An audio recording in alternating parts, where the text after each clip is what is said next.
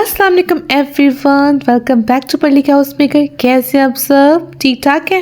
अच्छा, मैं आपको आज ना बहुत फ़नी सी बात बताती हूँ कि कल ना मैं एक फैमिली गैदरिंग में गई हूँ और वहाँ पर ना एक खातून मुझसे पूछने लगी कि क्या क्या आपने इतना सिग्निफिकेंट अमाउंट ऑफ वेट कैसे रिड्यूस कर लिया। तो उनके लिए ये बहुत शॉकिंग था क्योंकि वो मुझे काफ़ी अर्से के बाद देख रही थी, 3 to 4 मंथ्स के बाद मुझे वो देख रही थी, तो इसलिए उनको शॉकिंग लगी ये बात। खैर, आज मैं आपको बताती हूँ कि उनको इस तरह शॉकिंग क्यों लगा, क्योंकि मैंने ये जो अपना वेट था ना इस पर वर्क नहीं किया था और काफ़ी अर्से तक मैं समझती थी कि मेरा वेट कभी कम नहीं होगा और काफ़ी अर्से तक मैं ओवर वेट रही। और मैं यहाँ पे आपको उन लोगों के बारे में बताऊँगी। और मैं ना ये नहीं था कि मैं बहुत ज़्यादा खाने की वजह से मोटी थी, मैं बहुत ज़्यादा खाती नहीं थी लेकिन मेरा वेट कम नहीं होता था। तो फिर मैंने सोचना ही छोड़ दिया इस बारे में। काफ़ी डाइटिंग की लेकिन वेट कम नहीं होता था। तो फिर मैंने ना सोचना छोड़ दिया। मैंने इस बारे में मैंने कहा बस ठीक है, क्या कर सकती हूँ, मैं कुछ भी नहीं कर सकती, क्योंकि मैं डाइटिंग करती थी लेकिन वेट उतना रहता था, खुद पे जुल्म करती रहती थी। खैर, अब मैं आपको बताती हूँ कि रीज़न क्या थी। रीज़न ये थी कि एक्चुअली मैं ना शुरू से ही स्लो मेटाबलाइज़र हूँ, यानी कि मेरा मेटाबॉलिज्म काफ़ी स्लो था और जिसकी वजह से वेट रिड्यूस नहीं होता था, चाहे मैं डाइट करती थी चाहे कुछ भी करती थी। अच्छा, आप में से भी अक्सर ऐसे लोग होंगे जिनका ना मेटाबॉलिज्म काफ़ी स्लो होगा और वो अपना मतलब कुछ नहीं खाते होंगे, स्टार्विंग करते होंगे इवन के, लेकिन वेट उतना रिड्यूस नहीं होता होगा। तो अच्छा, आज मैं आपको वो लोग बताऊंगी कि क्यों होता है उनका वेट इस तरह, मेटाबॉलिज्म उनका क्यों स्लो होता है उस तरह के लोगों का, रीज़न्स क्या होती हैं मेटाबॉलिज्म स्लो होने के पीछे और किस तरीके से हम इन रीज़न्स को रिवर्स कर सकते हैं और अपने मेटाबॉलिज्म को बूस्ट कर सकते हैं। हाय रोहान, बी केयरफुल। चलें, सबसे पहले मैं चिकन वेजिटेबल पुलाव बनाऊंगी। जी तो जनाब, वीलॉग का बाकायदा आगाज़ हो रहा है। अगर आपने अभी तक मेरे चैनल को सब्सक्राइब नहीं किया तो कर लीजिए सब्सक्राइब, और वीडियो अच्छी लगी तो लाइक और शेयर किया करें। अच्छा, आज हमने जिस टॉपिक पे बात करनी है वो कि मेटाबॉलिज्म के बारे में।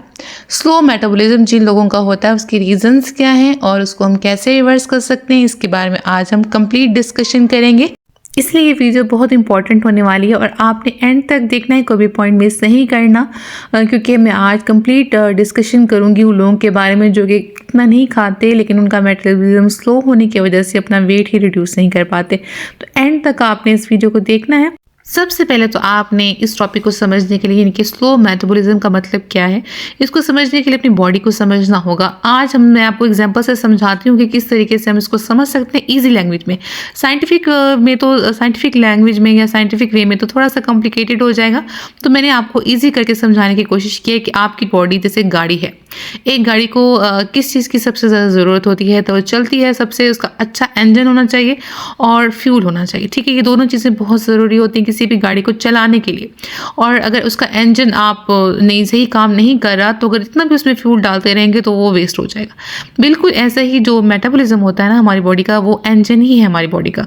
ठीक है, अगर हमारा इंजन सही काम कर रहा है तो जो भी फ्यूल हम ले रहे हैं, जो खाना खा रहे हैं, प्रोटीन्स ले रहे हैं, कार्ब्स ले रहे हैं, फ्रूट्स ले रहे हैं, वाइटामिन्स ले रहे हैं, फाइबर ले रहे हैं, वो हमारी बॉडी में इजीली प्रोसेस हो जाएगा, हमें एनर्जी भी मिलेगी, साथ साथ हमारी बॉडी में फैट एक्यूमुलेट इतना नहीं होगा अगर आपकी इंजन ठीक काम कर रहा है। अगर आपका इंजन यानी कि आपका मेटाबॉलिज्म ठीक काम नहीं कर रहा तो डेफिनेटली आपकी बॉडी में वो जो आप खाना खा रहे हैं वो ज़्यादातर आपको एनर्जी नहीं देगा, बल्कि ज़्यादातर फैट की फॉर्म में स्टोर होने लग जाएगा या आपकी बॉडी में प्रोसेस स्लो हो रहे होंगे। तो कोई भी रीज़न हो सकता है, तो ये होता है आपका स्लो मेटाबॉलिज्म। अच्छा, स्लो मेटाबॉलिज्म में जो लोग जो इसे सफ़र कर रहे होते हैं वो क्या फील कर रहे होते हैं, जैसे कि मैं फॉर एग्जाम्पल, हम इतना खाना नहीं खा रहे होते लेकिन हमारा वेट इतना रिड्यूस नहीं होता बल्कि बढ़ने लग जाता है। ठीक है, और अगर हम कभी डाइटिंग के बारे में सोचें तो डाइट करने के बारे में तो सोचें ही ना आप लोग, क्योंकि आपका वेट बिल्कुल रिड्यूस नहीं होगा डाइट से। तो डाइट अगर करते भी हैं स्लो मेटाबॉलिज्म वाले लोग तो उनको उससे इतना फ़र्क नहीं पड़ता। ठीक है, तो ये निशानी होती है कि आपका मेटाबॉलिज्म स्लो है। अगर आप डाइट भी करें, पूरा महीना आपने डाइट किया है और आपने सही मानों में डाइट की है, कोई चीटिंग वगैरह नहीं की और आपका वेट रिड्यूस नहीं हो रहा, तो आपका इसका मतलब ये हो सकता है कि आप स्लो मेटाबॉलिज्म के इंसान हैं। ठीक है, अब मैं आपको बताऊंगी कि होता क्यों है ये। तो सबसे बड़ी और इम्पॉर्टेंट रीज़न होती है कि आपके हार्मोन सही काम नहीं करें। हार्मोनल इम्बैलेंसेस जब होते हैं हमारी बॉडी में तो डेफिनेट सी बात है कि हमारी बॉडी स्लो मेटाबॉलिज्म का शिकार हो जाती है, क्योंकि हार्मोन्स हमारी बॉडी के मैनेजर्स होते हैं। अगर ये सही काम नहीं करेंगे और बॉडी जो है वो सही तरीके से अपना इंजन को सही नहीं चला पाएगी और हमारी बॉडी वेट गेन की तरफ चली जाएगी। जैसे थायराइड है, अगर आपका थायराइड स्लो है तो आपको वेट गेन हो सकता है, थकन, आपको डिप्रेशन हो सकता है। अगर आपको इंसुलिन आपका सही काम नहीं करी तो आपको बेली फैट आपका बढ़ जाएगा, क्रेविंग हो सकती है, डायबिटीज़ का आप शिकार हो सकते हैं। और अगर आपका स्ट्रेस हार्मोन यानी कि कॉर्टिसोल लेवल आपका वो सही नहीं है, उसका लेवल बहुत हाई है आपकी बॉडी में स्ट्रेस की वजह से, किसी भी और वजह से, तो डेफिनेटली आपको एट द एंड आपकी बॉडी में मेटाबॉलिज्म स्लो हो जाएगा। तो ये सबसे पहला रीज़न है। सेकंड मोस्ट इम्पॉर्टेंट रीज़न जो कि आपको स्लो मेटाबॉलिज्म में कन्वर्ट कर देती है आपकी बॉडी को, वो है लैक ऑफ 6 आवर स्लीप।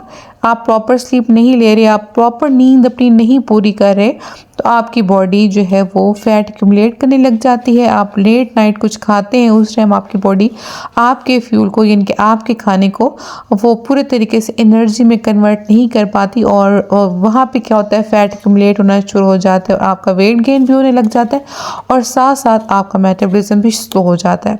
तो नंबर 2 बात यह है कि आपने 6 से 7 घंटे की नींद ज़रूर पूरी करनी है। तो अगर आपका भी मेटाबॉलिज्म स्लो है मेरी तरह, तो आपने भी ये गलती की होगी जो मैंने की है, यानी कि मैं डाइटिंग की तरफ चली जाती थी, बार बार डाइटिंग की तरफ चली गई, कम खाने लग जाती थी, जितनी मेरी बॉडी को नीड थी उससे ज़्यादा जब मैं कम खाती थी तो क्या होता था, उसका एक मतलब ये नेगेटिव बैकफायर करता था मुझे, कि ऐसे होता था कि जब मैं कम खा रही होती थी, अगर आप भी ऐसे आपने नोट किया होगा, अगर आपका मेटाबॉलिज्म स्लो है तो आप खाना भी कम खा रहे लेकिन वेट कम नहीं हो। उसकी वजह ये होती है कि आपकी बॉडी ये समझती है कि आपने जो खाना खाया है पता नहीं फिर दोबारा आप कब खाएंगी खाना, तो बॉडी ये समझ लेती है कि अब ये जो खाना आ रहा है ना, बस इसको जो है ना सेव कर लो। स्लो हो जाती है बॉडी, और जिसकी वजह से हमारी बॉडी, क्योंकि हम कम खाना खा रहे होते हैं, तो जब भी हम खाना खाएंगे बॉडी एक पैनिक मोड में चली जाएगी और बॉडी का मेटाबॉलिज्म स्लो हो जाएगा।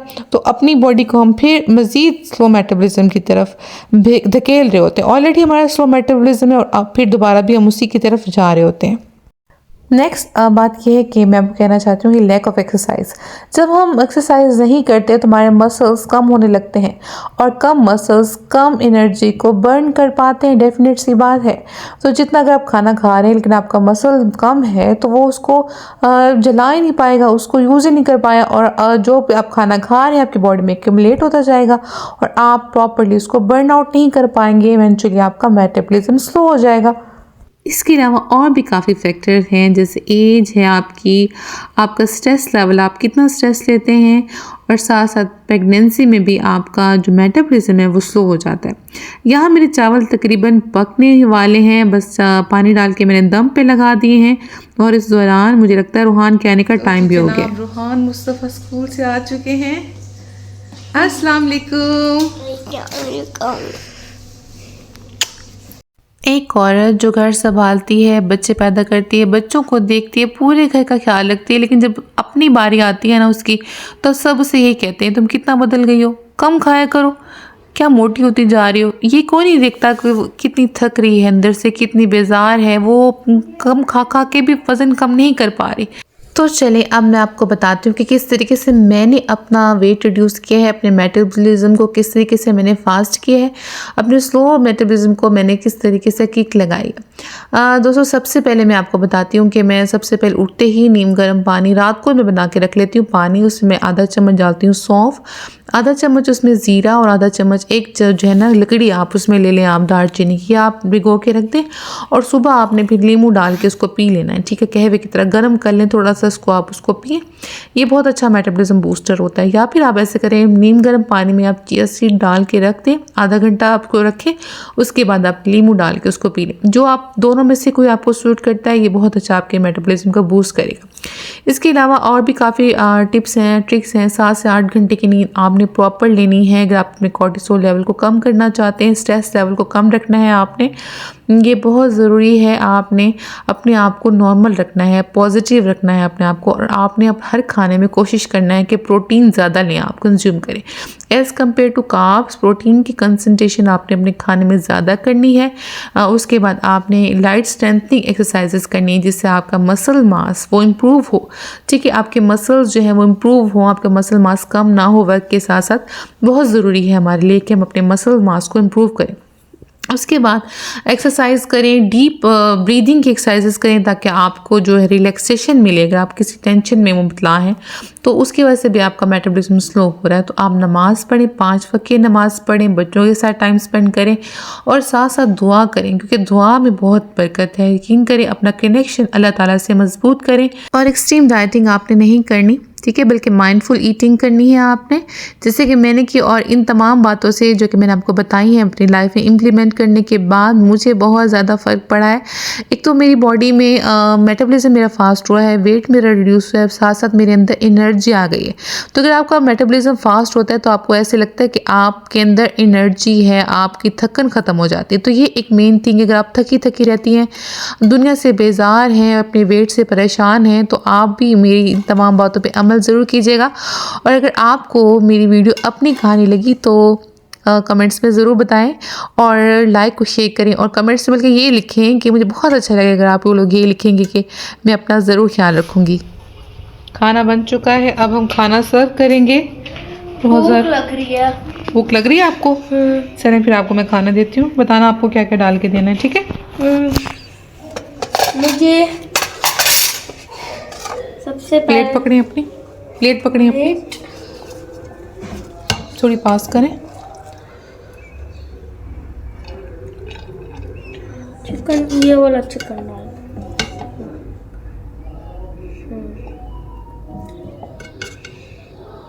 Thank you. ठीक है, अब इसमें चटनी डालें। पास करें, पास करें, पास करो ना थोड़ा सा बेटा।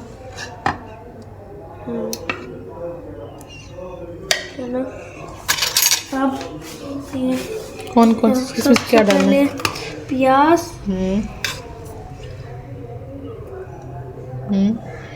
and lettuce. This is not lettuce. This is cabbage. Cabbage. Okay. Okay. What else? And cucumbers. Okay. Okay. Okay. Take this spoon. Take this spoon. तो आपने ये बात याद रखनी है कि अगर आपका मेटाबॉलिज्म आज स्लो है तो कल बेहतर हो सकता है। ज़रूरत आपकी बॉडी को समझने की है। आप सबका ख्याल रखते हैं, बल्कि हम ख़वातीन सबका ख्याल रखते हैं, लेकिन जब अपने ख्याल की बारी आती है, अपने जिस्म के ख्याल रखने की बारी आती है तो हम सुस्त हो जाते हैं।